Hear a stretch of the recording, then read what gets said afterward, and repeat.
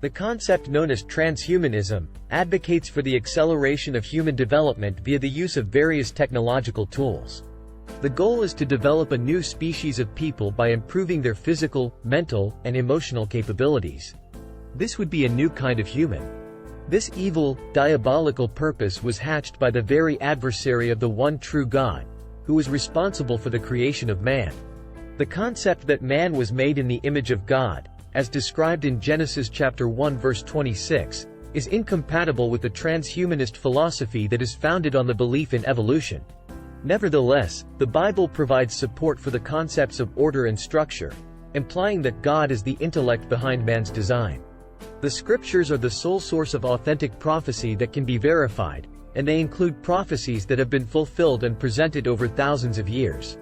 People believe that transhumanism is flawed and harmful because it has the potential to lead people to lose touch with reality and discriminate against inferior beings.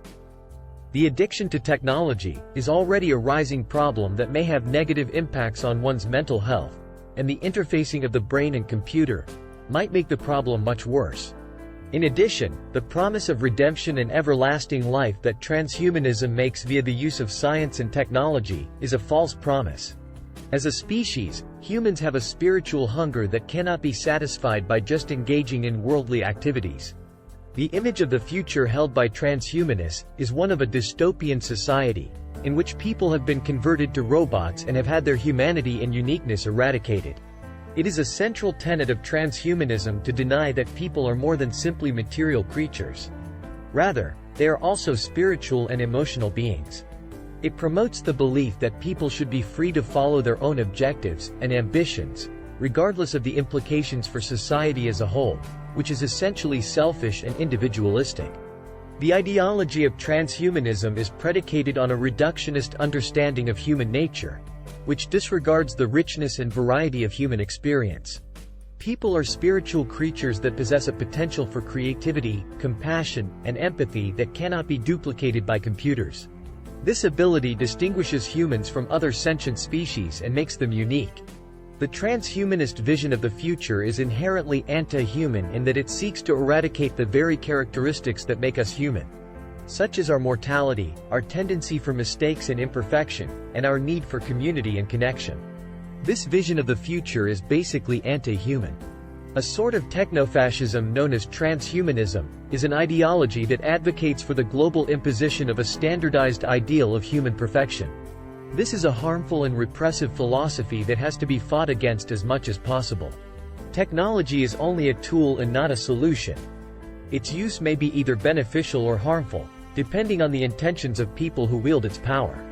In works of dystopian science fiction such as George Orwell's 1984, shows how highly developed technology, in the hands of the wrong people, has the potential to be exploited to enslave and exert control over other people. In conclusion, transhumanism is a fallacious and risky philosophical approach that needs to be dealt with in a cautious manner. The Bible not only supports the concept of order and structure, implying that there is intelligence behind creation, but it also cautions against the view that one person is more important than another. The transhumanist vision of the future attempts to eradicate the very qualities that give humans their distinctive identity. Despite the fact that humans have a spiritual yearning that cannot be satisfied by pursuing economic goals alone. We need to approach transhumanism with extreme caution, and put the welfare of humans and society as a whole at the forefront of our concerns. Jesus said, "I am the way, the truth and the life. The only extension of life eternal comes from Him and Him alone." Thank you for watching and listening. If you have enjoyed this video, please like, share and subscribe to Grace to Prophecy Network.